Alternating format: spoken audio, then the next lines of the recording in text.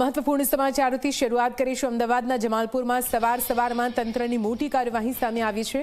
જગન્નાથ મંદિર પાસે દબાણ હટાવવાની કામગીરી હાથ ધરાઈ છે। આપને જણાવી દઈએ, મોટી સંખ્યામાં રસ્તા પર પાથરણા વાળાઓ શાકભાજી વેચવા માટે બેસતા હતા અને તેના કારણે ટ્રાફિક સહિતની ઘણી સમસ્યાઓનો સામનો અહીંથી પસાર થતા તમામ સ્થાનિકોને પડતો હતો। જો કે રસ્તા પર બેસતા પાથરણા વાળાઓને હવે દૂર કરવામાં આવી રહ્યા છે।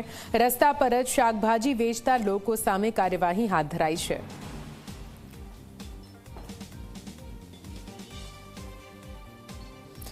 તો ખૂબ જ લાંબા સમયથી આ સમસ્યાથી પરેશાન હતા અહીંના સ્થાનિકો। જો કે કઈ રીતે આ પૂરો જે વિસ્તાર છે તે ખાલી કરાવવામાં આવી રહ્યો છે। આપને જણાવી દઈએ, જમાલપુર જગન્નાથ મંદિરની પાછળનો ભાગ, જ્યાં 4 રસ્તા પર જ મોટી સંખ્યામાં પાથરણાવાળાઓ શાકભાજી વેચવા માટે બેસતા હતા, ત્યારે દબાણ દૂર કર્યા બાદના દ્રશ્યો તમે ટીવી સ્ક્રીન પર આપ જોઈ રહ્યા છો।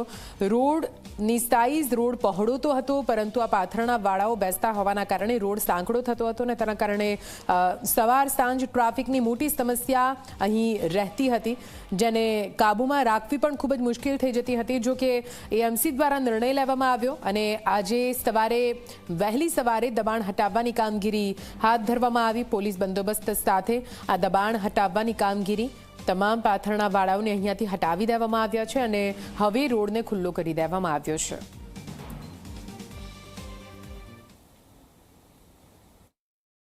અમદાવાદ મહાનગરપાલિકાની શુક્રવારના રોજ મળેલી સ્ટેન્ડિંગ સમિતિની બેઠકમાં શાસકો દ્વારા અધિકારીઓને સ્પષ્ટ સૂચના આપવામાં આવી કે જે રીતે ભદ્ર પ્લાઝાના પાથરણા કાયમી ધોરણે દૂર કરવામાં આવ્યા, બરાબર એ જ રીતે જમાલપુર સ્થિત જગન્નાથ મંદિરની આસપાસના વિસ્તારમાં જે પાથરણાવાળાઓએ દબાણ કર્યા છે તેનો કાયમી ઉકેલ લાવવો। આ સૂચનાનો અમલ મળતા જ તાત્કાલિક મહાનગરપાલિકાના એસ્ટેટ વિભાગ દ્વારા અને પોલીસ દ્વારા સંયુક્ત કામગીરી હાથ ધરવામાં આવી હતી। આજે વહેલી સવારે જમાલપુર સ્થિત એપીએમસીની બહાર જે પાથરણાવાળા શાકભાજીનો વેપાર કરતા હતા તે પાથરણાવાળાના શાકભાજી એસ્ટેટ વિભાગ દ્વારા લઈ લેવામાં આવ્યા હતા અને તેમને ત્યાંથી દૂર કરવામાં આવ્યા હતા, પરંતુ આ દબાણ માત્ર ગણતરીના સમય માટે જ દૂર થયા હતા।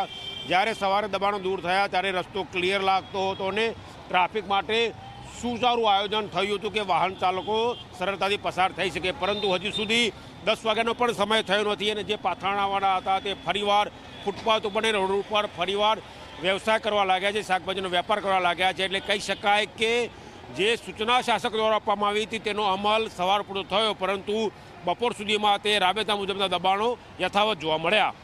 કેમેરા પર્સન અમિત મકવાણા સાથે ગૌરવ પટેલ, ઝી મીડિયા, અમદાવાદ।